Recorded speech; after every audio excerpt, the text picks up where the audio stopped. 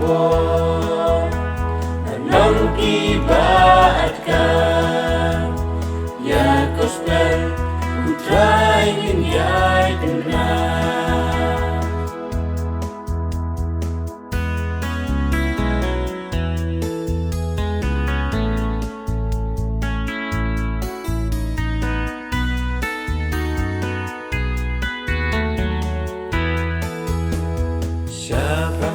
Samla rajing syai utrai ajing dom tolong syarak kapasyai jing yubi tosai kalawai bante koki samla ban syakri UBlei.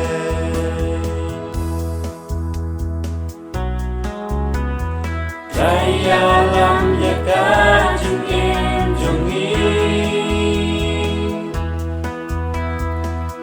Ki samla jiang genti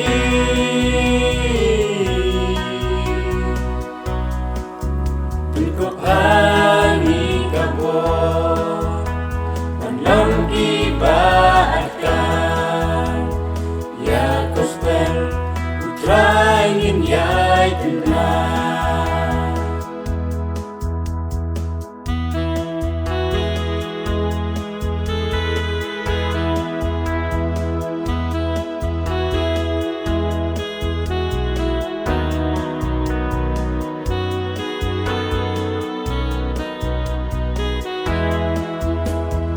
Mynsiem jing bakla bangil berkala jing sarang bertei kilong jing thala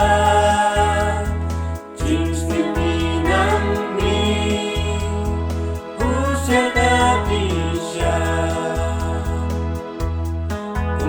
sana kiba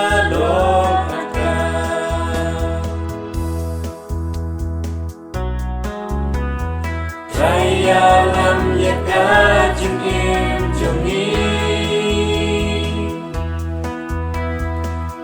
Ki samla jing yang genti